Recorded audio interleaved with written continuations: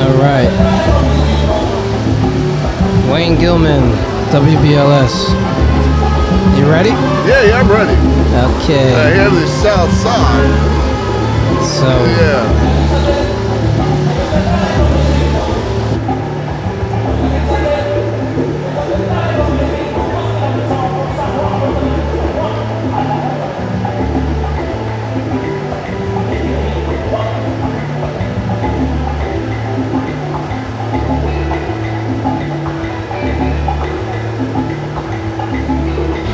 All right, Wayne. All right, ready tell me to go. when to begin. All right, in 5, 4, 3, 2, 1. Greetings, everyone, and welcome to the Harvest Festival here in Sutphin Blvd in beautiful South Jamaica, Queens, on a great day, September 18th. I'm Wayne Gilman of the Our World Media Network. Welcome. I just got here. I wish I had been here sooner because, as you can hear in the background, we have the salsa playing, we have food to eat, and we have wonderful people out here canvassing what we're doing on this particular day. I'm joined here, and we're not in studio. I'm joined here with I don't know, I want to say my boss, Pauline Swift. Lady Pauline. Lady Pauline, who's been at this for the last 8 years? Yeah, okay, 8 years, this ninth year. This is my second time coming out here. And I'm also joined by a very special guest and a soon-to-be sponsor of the Our World Media Network, Clinton Clovis. And Clinton, welcome to the show. Thank you. And you're with the New Hope Mental Health Counseling Service, and they're based in Strong Island. Whereabouts? We're based in Valley Stream. Valley Stream. Yeah, which is Island. just outside of Queens, New York. We're basically minutes away. Yes. And I'm very honored to meet Clinton. I was no more than 10 minutes in conversation with you off mic, and I discerned a Trini accent. Oh, yeah. It was between Guyana and Trinidad, and as soon as you kept speaking, I kept thinking of my parents, and my uncles, and I said, I think he's from Belmont or San Fernando or somewhere on the island. And sure enough, you're from Trin City. Yes. Yeah, which is in back of Arima. And I haven't been. It's next to Arima, right? Yeah, it's midway between Arima, which is to the east, and Port of Spain, that's the capital, from to the north. Right, right. It's called midway. Yeah, well, I used to go on a regular basis for Carnival, but the last 10 years I sort of like pulled the shade on everything. And there were things going on in Trinidad that I was unhappy with. It was, especially for Carnival, it was a wonderful occasion between the late 80s, 90s. I even covered the disturbance with Abu Bakr. But forget about me. I'm not here to discuss Trinidad politics. Tell me about your business. Yeah, we're getting to the business. And I want to find out, because I find your service so important today with young people. How is it that you got involved with doing this in Valley Stream? Well, this started back in Trinidad. I worked national security in the prison system for about 11 years, and I was one of those officers involved in the restorative justice program. I worked in connection with UNESCO, PAHO, and the World Health Organization with 7 different Caribbean islands, and which included Jamaica, Barbados, Grenada, Guyana, St. Vincent, and we were involved in putting in place a rehabilitation program for men, women, and boys who were incarcerated. It was a 2-pronged program where we had a program within the prison that addressed problems from adult literacy, and then they would graduate on to the higher level learning, like high school, and then you go on to learn a trade. And then the other part of it had to do with working with NGOs outside of the prison, putting in place exit support program for these men, women, and kids, juveniles. When they graduated the program, they would go straight into one of these exit support programs and either get gainful employment or housing. Oh, very good. Yes. And you would travel from Trinidad to the other islands involved with this, or? Yes, I would go to these different islands and do the Wow, work. wow. Essentially setting up the program with the prison institutions there. Right. Yeah. Right. And then I came to New York 22 years ago. And when I first came here, no one recognized me. I called my mother and said, I ain't never coming back to Trinidad. Then I went on to college, Borough Manhattan, and I graduated from Hunter College also. And I was working corporate full-time and going to school full-time. Very good. And I got more and more passionate about mental health, especially in the black and brown community. I've had some personal experiences where the services were not top-notch, and I often felt like there was a disconnect with black and brown community and their clinician. Most of them didn't look like you and I. And I thought it was important that a client come into therapy sees a clinician that look like them, speaks their language, understand their culture. They don't feel judged. They feel a connection, right? And that is what got me involved in it. And then I met my partner, Donald Sinkfield, and we decided to partner up and form the New Hope Mental Health Counseling Services, which was formerly Help to Adjust. And so we have been doing great work for almost 12 years in the Valley Stream area. And That's we're growing. wonderful. We're Right. growing. I'm sorry. Just as Pauline spoke, I'm reminded that you have a large background in this area of Yes, work. I am a social worker in Oh, okay. substance abuse. Okay. And I've been doing it for over 25 years Okay, great. myself. Okay. But so I understand there's a need, especially today. Yes. You know, with everything that's going on in the world, with the pandemic, Yes. and people being in the house, they have developed mental health problems. Yes. And so I take my hat off to you. It's very much needed in the community. You know, so I'm glad to see you in the community and reaching out by coming out here today to the Harvest Festival, giving out your pamphlets and your brochures and so Yes. forth. Yes. This is good. This Thank is you for good. having us. Yeah, Thank of you for course. being here. Yeah, Wayne, continue. Yeah. How large is your clientele? Oh, right now we do like close to 1,000 visits a week, Wow. right? 1,000 sessions a week. I have a team of close to 60. It's made up of independent contractors, and we hire people. We've been hiring all through the pandemic, right? Because the growth has been phenomenal. We have switched to a very strong electronic health record system. We do about 98% of our services are offered through telehealth. We are on most insurance panels. We're specialized in trauma. I'm a trauma specialist. I'm an anger management specialist also. So we specialize in ADHD, anxiety, depression, trauma. We have a very strong anger management program in place that we work with the court system. And we have one of the best clinical internship programs, I would boast and say, in the island right now. We have about 16 affiliate relationships with colleges like Hunter College, Columbia University, New York University, Liberty, Walden, Adelphi, just to name a few. Wow. And you know, as Pauline just mentioned, there is such a need for this. And you just touched on something that I find fascinating. I wasn't really one who felt comfortable with telehealth, but that seems to be a modality that is going to continue even past if we ever get past the pandemic. Yes. What are your thoughts on that? I think I agree with you. It seemed to be catching on, and it's much more convenient for clients. They can have their session on their lunch break. They can have their session when they go home. They don't have to worry about traveling from home to come back to the office. It's much more convenient for the client. They feel more comfortable, especially if they struggle with anxiety.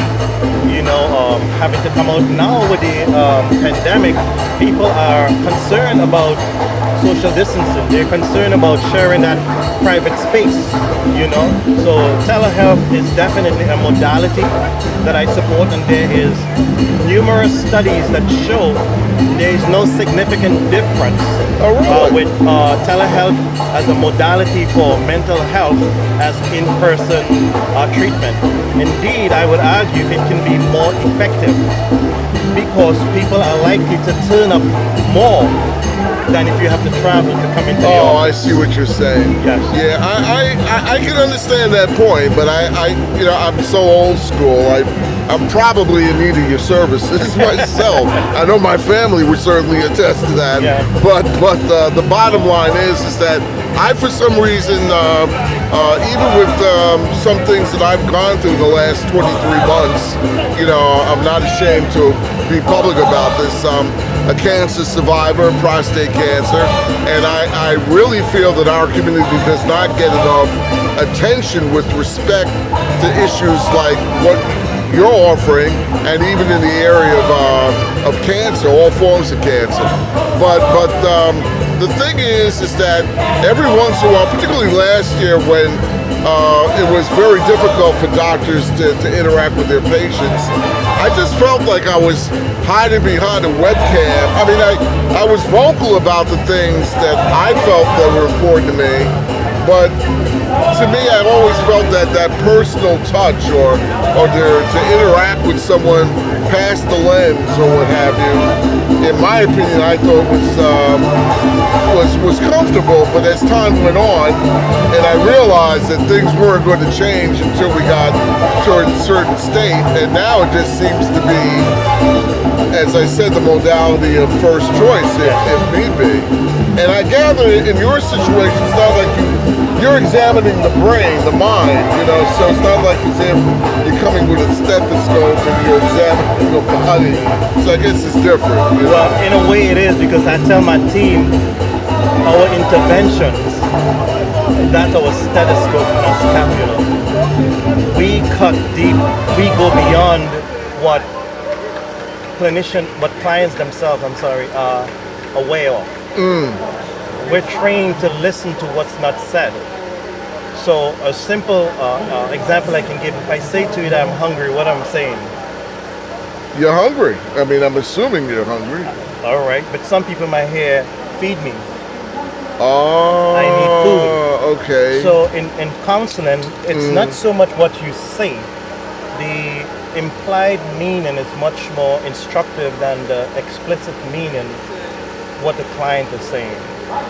So I agree, the monitor can be a barrier for some of us, but with time, once you build the therapeutic relationship, the client tends to open up to you. So like if you're treating a client with depression, you can ask the client, well, show me around the room, or let me see the condition of your bed. Do you make up your bed? Because one of the symptoms of depression might be your loss of interest in things that you once used to do, right? Right. So if the clinician finds that the client is in this room that's dark, you might be able to ask, well, how long have you been in this room like that? Or help me understand, why didn't you turn on the light? Things like that. So there are interventions that we can use to assess where a client is in their unique condition, wherever they are. As I think of it, I guess because of all the turmoil last year, people dying, I mean, Queens was like one of the hot spots for a long time at the height of the problem with the pandemic and the virus, COVID, and I gather your services were very much in demand because of that. Oh, yes. Yeah. Have you come across a number of families who, because I mean, just watching it, and I lost 8 friends last year, and I was like saddened to hear that a couple of them were, like no one prepared for this monumental crisis to take place. That a lot of them stayed in refrigerated trucks before they were able to be taken to a mortuary or or the cemetery for that matter, and that could be a very traumatic. I mean, death alone is very traumatic. Oh yeah. And I, the thing is, I'm blessed in a way because I was able to survive that. But very often I think about the people who I've lost, and I can only imagine, with what the monumental load that you probably have had to deal with Yes. in trying to you know, harness people to get them back together again. Because I mean, how do you treat people like Well, you know, in that crisis? one thing we come to acknowledge that death reminds us of our own mortality. Right. And when we lost someone that's close to us, we start to think more about us on some level of consciousness than the person we lost. With COVID, what it does is that it brought us to the realization, this could be me. And the truth is, nobody wants to die. Right. Not even the person who commits suicide wants to die. Is that right? People commit suicide because they're often overwhelmed by the stresses in their life, whether it may be something environmental. But if you ask someone, if I should remove your identifiable stressor, would you still want to die? Of course not. They would say no. Right. People who commit suicide, they often think that there is no other way out of this situation, right? What we do at the New Hope Mental Health Counseling, we work with clients to see mental health from a health perspective. The whole mindset of mental health is one of sickness. No, it's not. Mental health is an everyday process. Oh, but I am wrong in identifying it as a sickness, or I mean, to me, it's. I'm not saying it could be a disease. I mean, in some instances, it could be brought on by a dis-ease within the body, but you're saying it's more mental than you know. Well, it depends on the school of training. Mental health and counseling, or psychology as we know it today, came out of psychiatry.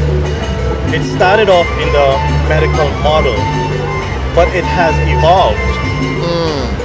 The truth is, there is no medication for behavior. If it were so, I'd give you a prescription and say, Glenn, go to CVS and get a bottle of well-behaved. The way we think affect the way we feel, and the way we feel affect the way we behave. Let's do a little example.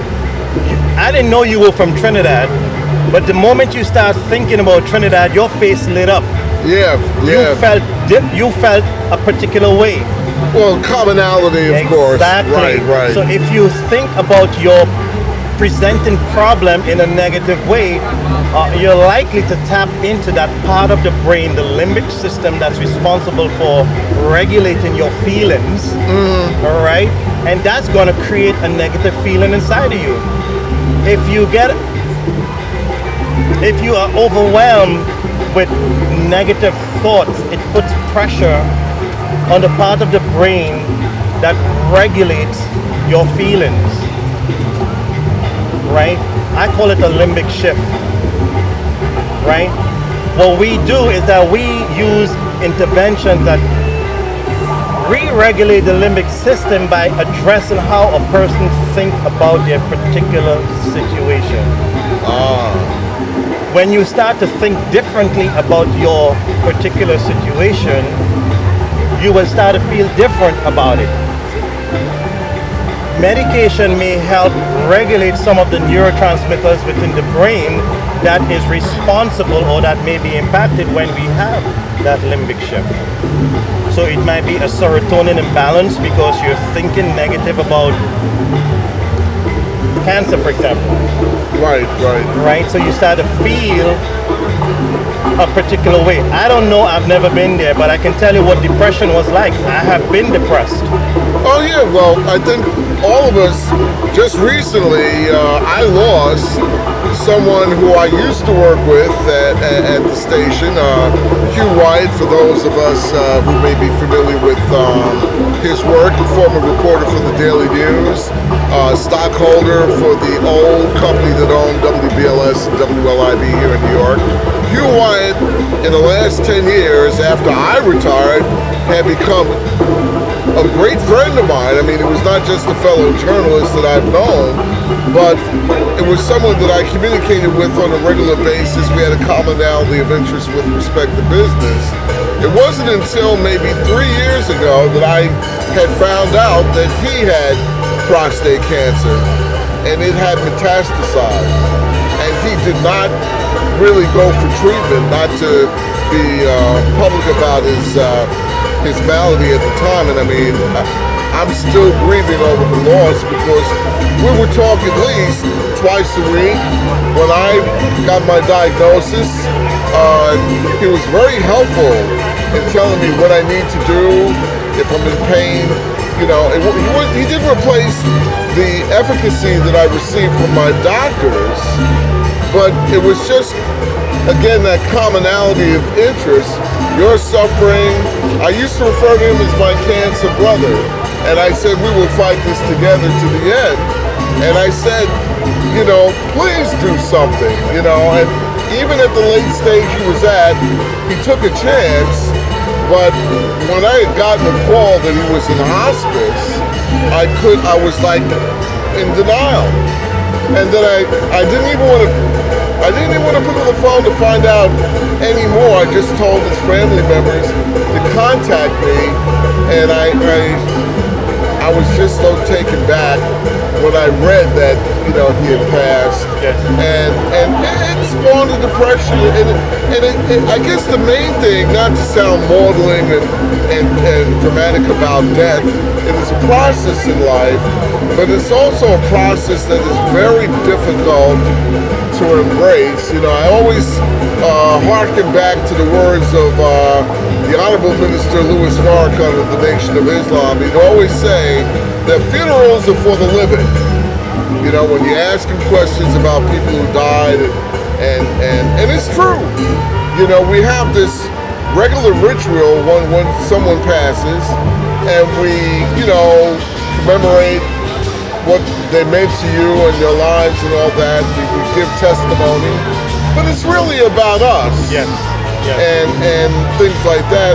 But I still find it a hardship trying to get past the loss of someone. Yes. You know. Yes. And I don't know if there's a pill for that. You know, there's no pill for it, Glenn. The idea is to get you to confront that personal fear, that underlying fear. That reminds us all about something, and for each of us, it's different. I don't know.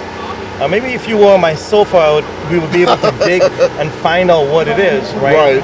Well, we at the New Hope Mental Health Counseling Services, our vision is to explode the myth surrounding mental health in our community. We don't talk about the problems in our home. We don't. We would rather, and I'm not saying anything is negative about what I'm going to say, but we would rather pray about it rather than to talk about it. I hear you. I'm an ordained minister, and I'll tell you, and I tell my congregation when I'm talking to them, there are some things you have to confront. There are some things you can't blame the devil for. Right. There are some choices that we make that are evidently poor. You made that choice. Helping you to understand an alternative to that choice by focusing on the possible consequences of that choice. How can you adjust to that? Are you going to be prepared to deal with it? Because for every choice we make, there is a consequence. That's true. It's the consequences of each choice that we make. And I'm saying consequences plural because for every choice there may be more than one consequence. And some consequences are irreversible. Right. So what we do, we try to get clients to understand, you have this. We take a person-centered approach. We put you in charge of your session. Right? In whatever language you're comfortable with. We offer our service in Spanish, Haitian Creole, Bengali, Urdu, Hindi, and Greek. That is amazing. Yeah, we do it, and our clients, they love it. Our offices are not sterile. Right. You come in, you get a living room feel. Right? You get a living room feel. From the moment you take up that phone and you make that phone call, we meet you where you are. If you don't have insurance and you can't pay out of pocket, we do some pro bono work. Right. But we have a very comfortable sliding scale. We work with you wherever you are. Right. And in our community, because of things like poverty, unemployment, a lot of single parents, mostly headed by mothers, we're there for them. We have programs that help them with parenting. We work closely with ACS. We work with the courts. As a former correction officer, we work with formerly incarcerated men. You know, we meet them where they are, we put them back. Wow. Well, the city of New York needs your services now because of all that's going on at Rikers Island. But that is commendable. And again, I mean, like for instance, I'm on Medicare. I would be accepted if I were to come in and we're working on getting on the Medicare panel because insurance has their own formalities to get on the panel. Right. So we're working on that, but we take some insurances that carry Medicaid, like Health First, Blue Cross Blue Shield, United Healthcare. Right. You know, we work with some of those insurances. Well, that's very good. Yeah. And I tell you, because I know we could go on and on and on, but I want to get the address of your office. It's in Valley Stream, I know. Yes. Where are you exactly located? It's 17 West Merrick Road in Valley Stream, New York, and also 41A and B West Merrick Road in Valley Stream. So we have 3 locations. Really. Oh, okay. All right. So you're sort of, I know Merrick Boulevard, right? Or Merrick Avenue? Merrick Boulevard, yeah. Merrick Boulevard. It goes far. I guess you go through like Elmont, places like that. And if you know Rockaway Avenue, it's between Rockaway Avenue and North Corona. Oh, okay. Yeah, that's that whole block. We're on that whole block. Wow. Yeah.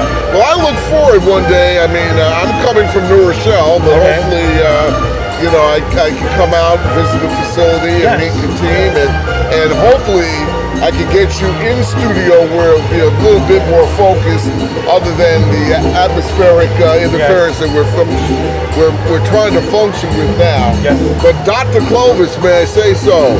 Thank you. You know, it's an honor to meet you. Thank you. And a fellow Trini at that. Yeah, man. Welcome aboard, and this won't be the last time. Of course not. All right. Of course not. Thank you. So thanks again. That's Clinton Clovis, soon to be Dr. Clinton Clovis of the New Home Mental Health Counseling Service in Valley Stream, Long Island. Thank you once again. This is the Our World Media Network. Wayne Gilman with you. And we'll be back with more of our afternoon here from the Harvest Festival. As time goes on, we'll be interrupting to do little interviews like that. I'm going to hand it back to the man at the control room, the outdoor control room, who's basically feeling the air conditioning, which he does not have to pay for this day. Joey Swift. Fastest hands in the East and the West. He's taking the title away from Jim Weiner if you're around.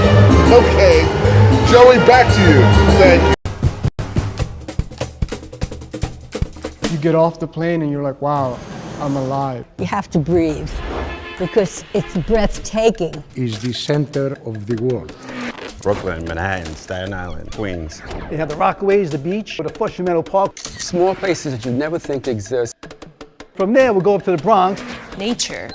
Brooklyn. Got Coney Island. You get to happen upon things. Yes. Manhattan never gets outclassed. Chelsea, Soho. Hay cosas ya de lujo. Es un área bien fancy, ¿me entiendes? Go to the Empire State Building. Go to the top of Rockefeller Center. Staten Island. Staten Island. There's something for everybody. New York City's an awesome place to come with family. You got things for kids, you got things for adults. Even like museums have amazing story times. That's the beauty of this organic city. It creates new flavors of what once was coming from another country. All of it. Everyone's welcome. The biggest rainbow in the world. Ελάτε στη Νέα Υόρκη.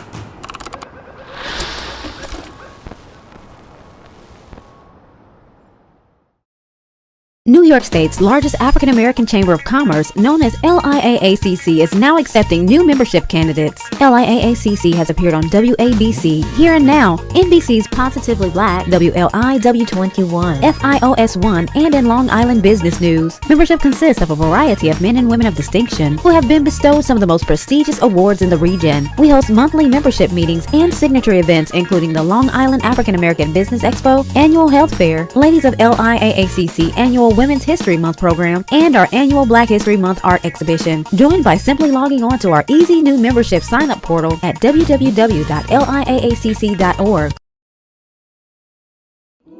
There is the therapeutic aspect of music, just expressing how you feel. Kids use music as a way to provide language for their emotions. Talking about my feelings with my mother, I'm gonna just be quiet. In the back of my head, I'm like, man, this ain't it. I'm going to talk to Howie about his feelings, make it into a song.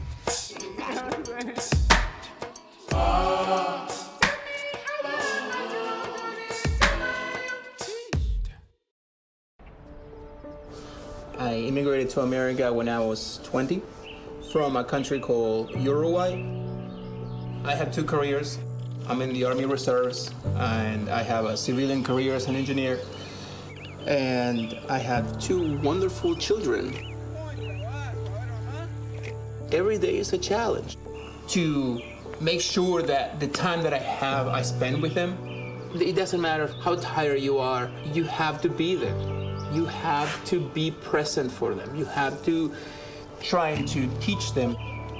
When they learn something new and it just clicks in their brain, I just realized I could do this.